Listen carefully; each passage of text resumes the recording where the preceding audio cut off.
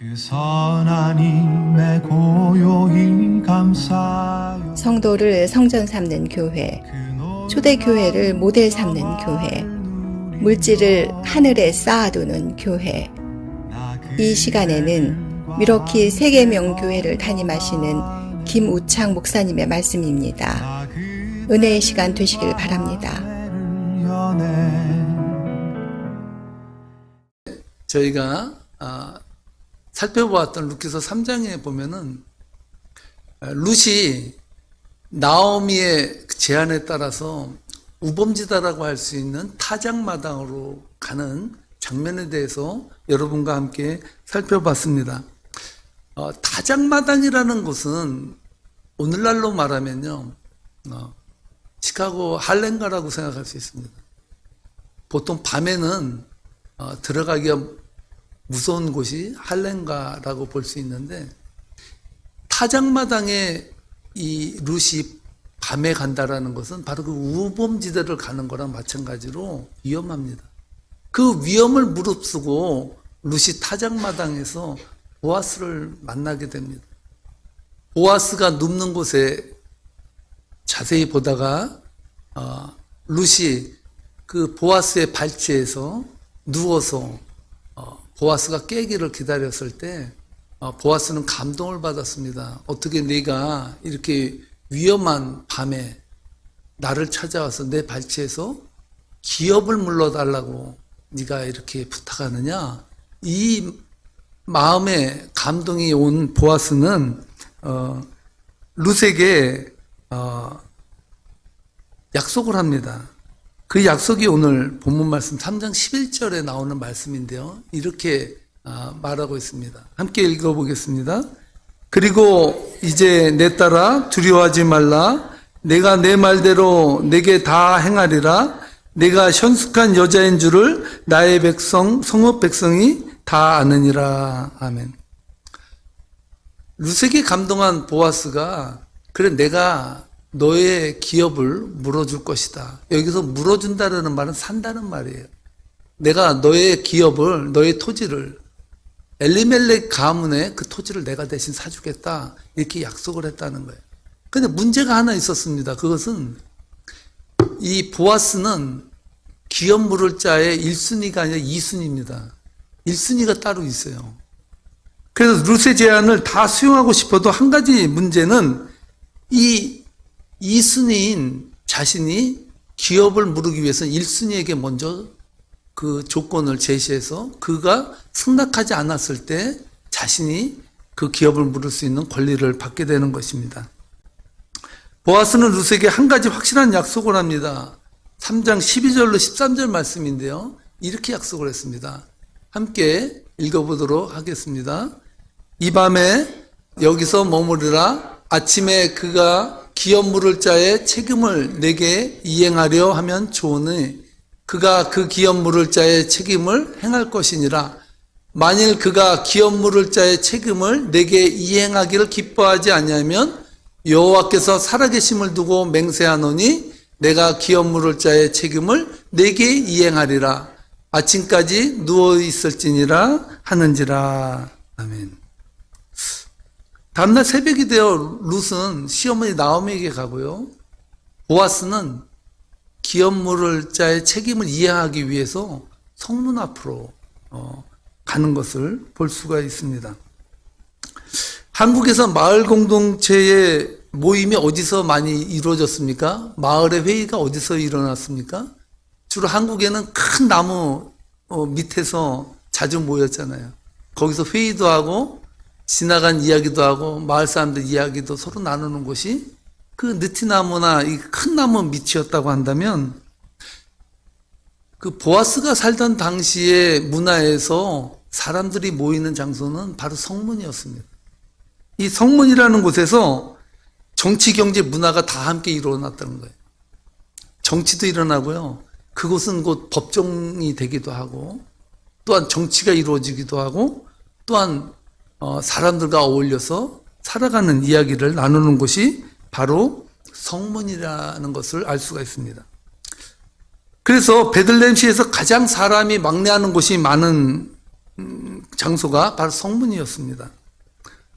보아스는 엘리멜렉의 친족 1순위를 만나기 위해서 성문 앞으로 간 것입니다. 오늘 4장 1절에서 그 말씀을 해주시는데 함께 읽겠습니다.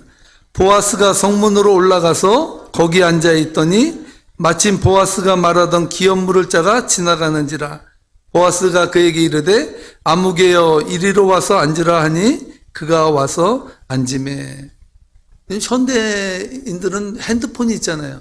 약속을 해도 약속 시간에 못 갈 것 같으면 바로 전화해 주잖아요. 나한테 지금 못 가겠다. 조금만 더 기다려달라고 할 수 있는데, 보아스가 살던 당시에서 사람을 만난다는 것은요, 그냥 가서 앉아서 기다리는 거예요. 성문 앞에서 언제 올지 모르는 그 1순위를, 기업 물을 자 1순위를 거기서 계속해서 기다리는 모습을 볼 수가 있습니다. 루키서 기자는요, 보아스가 성문으로 간 이야기를 아주 간결하게 한 줄로 말하고 있지만, 말이 쉽지, 보아스가 그 기업 물을 자 1순위를 만나기 위해서 거기서 앉아있는 그 시간은 상상도 못하는 기다림의 시간이고, 어쩌면 오늘 못 만날지도 몰라요. 내일 또 와서 기다릴지도 몰라요. 그 기약도 없는 기다림을 보아스는 룻을 위해서 기다리고 1순위를 기다리고 있었다는 것이죠. 그래도 다행히 그때 1순위가 나타났어요. 정말 다행이죠. 2절 말씀에 그 사실을 증언해 주는데 함께 읽겠습니다. 보아스가 그 성읍 장로 10명을 청하여 이르되 당신들은 여기 앉으라 하니 그들이 앉으매. 자, 1순위가 왔습니다. 그 1순위 붙잡아 놨어요. 그 다음에 어떻게 됩니까? 10명의 장로를 불러다녀. 왜 10명의 장로가 필요했는지 아시죠? 그 당시에 회당이 지어지려면 법적으로 어떤 법이 있냐면요. 회당이 지어지려면 남자 10명이 있어야 회당 하나를 지을 수가 있어요. 남자가 10명이 안 되면 회당이 안 돼요. 그렇기 때문에 보아스가 10명의 사람, 장로들을 청했다는 말은 뭔가 법정적으로다가 증인이 필요했던 것이죠. 어떤 증인이나 기업을 물을 자를 선택했을 때 그 사람이 책임지고 한다라는 것을 증인들 앞에서 확답받기 위해서 10명을 불렀거든요. 그래서 지금 그 모임이 열리게 된 것이죠. 보아스가 그 모인 이유를 사람들에게 설명합니다. 3절로 4절 말씀에서 그 사실을 말해주는데요. 함께 읽어보겠습니다. 보아스가 그 기업 물을 자에게 이르되 모압 지방에서 돌아온 나오미가 우리 형제 엘리멜렉의 소유지를 팔려 함으로 내가 여기 앉은 이들과 내 백성의 장로들 앞에서 그것을 사라고 내게 말하여 알게 하려 하였노라. 만일 내가 물으려면 물으려니와 만일 내가 물으지 아니하려거든 내게 구하여 알게 하라. 네 다음은 나요? 그 외에는 물을 자가 없느니라 하니 그가 이르되 내가 물으리라 하는지라. 무슨 내용인지 알죠? 그 보아스가 기업 물을 자를 찾아서 네가 1순위다. 네가 기업을 사지 않으면 내가 살게. 이렇게 이야기를 한 것이죠. 저는 이 룻기서가 문학적으로 얼마나 뛰어나다고 생각하냐면 아마 연속 작가가 이 룻기나 구약을 많이 읽었을 것 같아요. 그냥 생각해 보세요. 만약에 기업 물을 자가 1순위가 룻의 아내가 되었다면 예수님은 나오지 않았어요. 예전에 여러분도 어릴 때부터 그 교회를 다니신 분들은 알겠시겠죠. 크리스마스는 교회의 큰 행사일 뿐만 아니라 마을의 큰 행사였어요. 그러니까 제 아내도 교회를 어릴 때 다니지 않았지만 성탄절날은 꼭 갔다 그러더라고요. 그 과일하고 뭐 과자랑 주니까 가지 않습니까? 그 성탄절 이브에 한 교회에서 연극을 했다고 합니다. 그 연극은 그 요셉과 마리아가 만삭이 돼서 여관을 전전하면서 여관 방을 달라고 애원하는 장면인데 약간 좀 그 모자란다고 할까 약간 좀 어리숙한 한 아이에게 맡겨줄 대역이 없었던 거예요. 그래서 뭘 맡겼냐면, 야, 너는 여관 주인이 돼서 요셉과 마리아가 오면은 방 달라고 하면 없어요! 이 말만 하고 넌 들어가라. 그렇게 얘기했대요. 그래서 성탄절 그 2부가 돼서 연극이 시작됐습니다. 마리아가 만삭으로 힘들게 요셉이 끌고 이제 온 거예요. 와가지고 여관 문을 두드립니다. 그러니까 그 아이가 나와가지고 왜 왔어요? 이러는 거예요. 그랬더니 그 마리아와 요셉이 방 좀 주세요. 빨리 애를 낳아야 되는데 너무나도 죽고 힘들어요. 방 좀 주세요. 이러는 거예요. 그랬더니 이 아이가 어떻게 해야 됩니까? 방 없어요! 이렇게 하고 들어가야 되는데 얘가 갑자기 방 하나 남았어요. 들어오세요. 이래버린 거예요. 그래서 최초로 예수님이 여관방에서 나셨다는 그러한 이야기가 있습니다. 보아스는 자신의 길을 의심했습니다. 이게 이상하게 흘러가는데 분명히 1순위가 안 한다고 해야 되는데 한다 그러는 거예요. 자기가 기업을 무르겠다는 거예요. 그럼 드라마로 생각해 보세요. 이게 기가 막힌 반전이에요. 우리는 결과를 아니까 그렇지 그 다음은 정말 궁금해지는 이야기라고. 안 되겠다. 보아스가 생각해서 기업을 무른다는 것이 어떠한 책임이 있는지 다시 한번 그에게 1순위에게 상기시켜 주는 거예요. 5절에서 보면 그 내용을 알 수 있는데 함께 읽어보겠습니다. 보아스가 이르되 내가 나오미의 손에서 그 밭을 사는 날에 곧 죽은 자의 아내 모압 여인 루색에서 사서 그 죽은 자의 기업을 그의 이름으로 세워야 할지니라 하니. 이 1순위는요 한 가지 생각 못한 게 있어요. 맨 처음에 보아스가 얘기할 때는 나오미의 밭을 사라 그랬거든요. 나오미는 이미 나이가 들었기 때문에 애를 가질 수도 없고 또 오래 살 수도 없어요. 그러니까 이 나오미의 밭을 산다면 이익인 거예요. 너무 좋은 거예요. 이 사람 얼마 안 사는데 토지 내 거 되겠네? 그래서 내가 산다 그랬던 거죠. 그런데 보아스가 말한 거예요. 나오미도 있는데 나오미의 며느리도 있다. 그 며느리까지 네가 데리고 살아야 돼. 이 말을 한 거예요. 그 당시에 기업을 물은다는 것은 뭐였냐면요.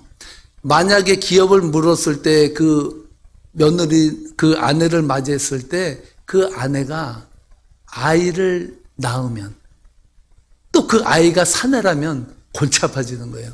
왜? 셈법이 달라지는 거예요. 내가 그 기업을 샀어도 이 아내를 맞이한 아내로부터 아들이 나오면 그 아들에게 기업을 다 줘야 돼. 그러니까 내가 산 땅이 고스란히 그 아들에게 가는 거예요. 죽 써서 개 준다는 말 있지 않습니까? 완전 손해인 거예요. 그러니까 이 1순위가 생각이 깊어진 거예요. 뭐라고 대답합니까? 안 한다 그러는 거예요. 안 한다. 오늘 8절 말씀에서 말하고 있는데요. 함께 8절 말씀 읽어보겠습니다.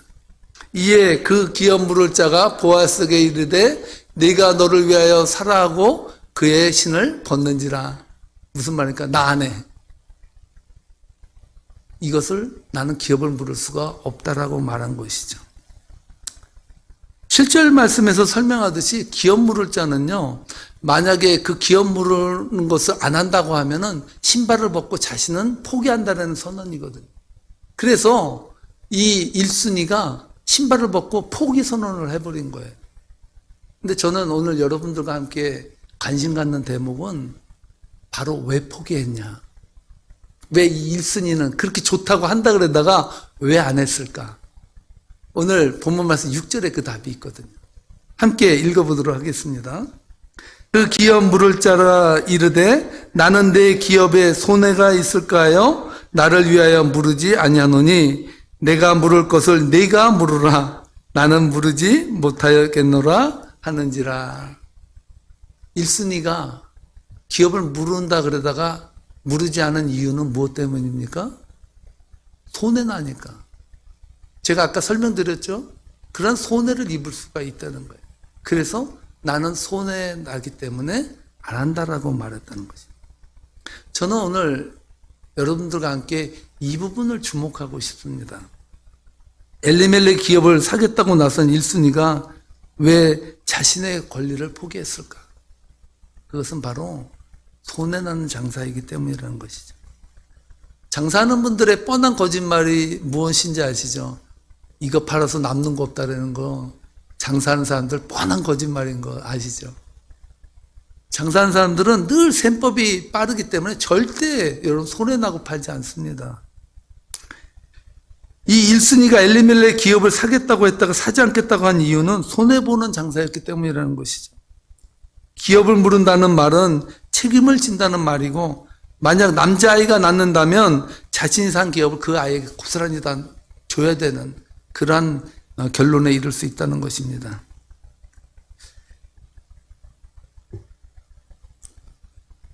그렇다면 역으로 보아스는 그 기업을 자신이 산다라고 이야기했거든요. 저는 여러분에게 묻고 싶습니다. 그러면 보아스는 그럼 손해 안 나는 장사냐? 보아스도 똑같이 1순위랑 똑같이 이 기업을 사면 손해 나는 것은 뻔한 일이거든요. 보아스는 이미 룻에게 1순위가 기업을 물으지 않는다면 자신이 기업을 물으겠다고 약속했을 때 이미 손해나는 장사임을 알고 그것을 하겠다라고 말했다는 것이죠. 저는 오늘 이 대목에서 이 세상에서 가장 손해보는 장사를 한 사람이 있습니다. 그가 누구일까요? 예수님이에요. 저는 보아스를 통해서 예수님을 봐요. 그래서 어느 신학자는요, 보아스는 예수님을 예표하는 사람이다라고 말할 정도로 손해남에도 불구하고 예수님은 이 땅에 오셨어요. 하나님의 우편에 편하게 계실 분이 이 냄새나는 인간들의 야욕과 질투와 욕심을 다 받아내시면서 대신 십자가를 지셨어요. 그래서 저는요, 십자가는 손해보는 장사의 표상이라고 생각을 합니다. 저희 교회는 창립 10주년을 맞이해서 니카라과의 선교교육관을 짓는 프로젝트를 사명으로 알고 지금 1년 동안 계속해서 달려오고 있습니다. 아예 이번에 저희가 니카라과 선교하기 위해서 세이빙 어카운트를 만들어 놨었는데 그것을 다 깨버렸습니다. 또 한 가지 한 일은 세이빙 어카운트를 아예 없애버렸습니다. 저희가 세이빙 어카운트를 놓고 보니까 인간은요, 끊임없이 모으고 싶어하는 욕구가 있더라고요. 어떻게든 세이빙 어카운트에 한 푼이라도 더 넣어놓으면 뭔가 좋은 게 있지 않을까? 그런 생각을 하게 되더라고요. 이번에 선교교육관을 건립하면서 저희는 모든 걸 다 깨고 다 드리는 마음으로 저희가 섰습니다. 그리고 났더니 겁나는 게 없더라고요. 어차피 손해보고 남는 건 없어요. 그러다 보니까 편안해지는 것을 느꼈고, 물질을 쓰는 거가 어떻게 해야 되는가에 대해서 저희가 뼈저리게 느꼈습니다. 세상은요, 오늘 본문의 아무개처럼 1순위처럼 손해나는 장사를 절대로 하지 않습니다. 사람을 만나도 이익에 부합되는가를 먼저 따져보고 만나죠. 저 인간 만나서 내가 손해볼까 덕볼까, 우리는 늘 계산을 하죠.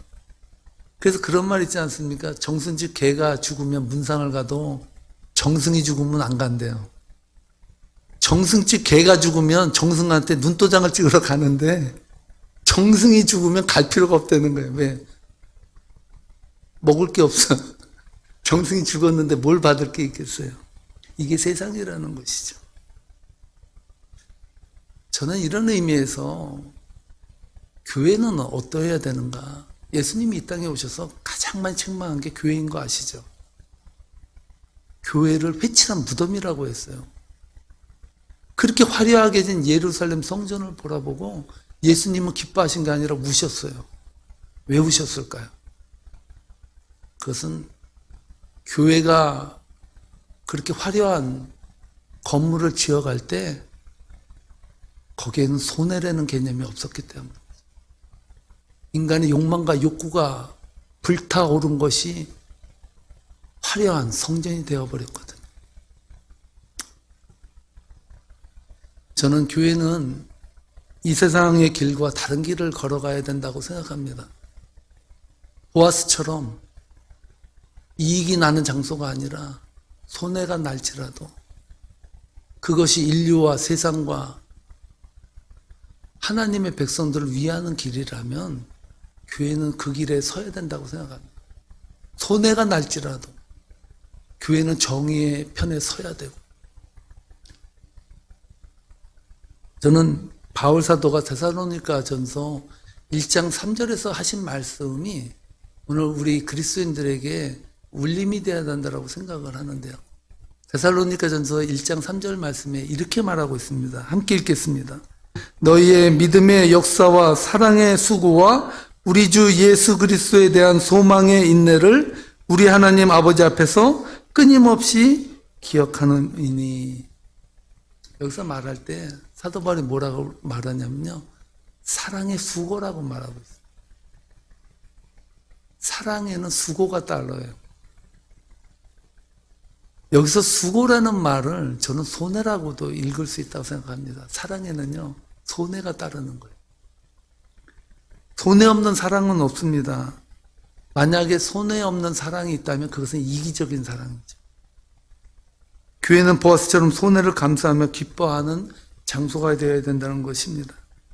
보아스는 엘리멜렉의 가문의 기업을 위해 1순위를 만나러 성문으로 갔습니다. 귀찮은 일이고 하지 않아도 되는 일이에요. 기업 물는다는 것의 특징이 뭔지 아십니까? 책임이 없어요. 당신 기업을 물으세요 라고 할 때 안 해요 하면 괜찮아요. 아무 불이익이 나오지 않아요. 그럼에도 불구하고 보아스는 자신이 그 기업을 물으겠다라고 말했다는 사실이죠. 저전민 목사님이 쓴 책 길을 찾는 사람들이라는 제목의 책이 있는데요. 여기서 이러한 대목의 글이 있습니다. 제가 읽어드리겠습니다. 삶을 해석한다고 인생이 바뀌지 않고 세상을 해석한다고 세상이 바뀌지 않습니다. 모든 변화는 땀과 눈물과 피를 먹고 열린 희생과 헌신의 열매입니다. 여러분, 교회에 와서 편하려고 생각하지 마세요. 교회는 편안을 주는 곳이 아니라 평안을 주는 곳입니다. 교회는 섬김을 받는 곳이 아니라 섬기는 곳입니다. 주객이 전도되면 거기에는 하나님의 역사가 일어나지 않습니다. 오늘 보아스가 지금 만나러 갑니다. 누구를 만납니까? 기업 물을 자 1순위를 만나고 그와談판을 지러 갑니다. 사랑하는 성도 여러분, 여러분 무엇을 만나러 가시겠습니까? 그 선한 힘이 지금까지 미러키 새계명 교회를 담임하시는 김우창 목사님의 말씀이었습니다. 미러키 새계명 교회는 12012 웨스트 노스 애비뉴 와와토사 위스콘신에 위치해 있으며 주일 예배는 오전 11시, 수요 예배는 오후 7시 30분, 토요 새벽 예배는 오전 6시 30분에 있습니다. 신앙 상담이나 교회에 관한 자세한 사항은 224-577-8288번으로 문의하시기 바랍니다. 노래 들리네.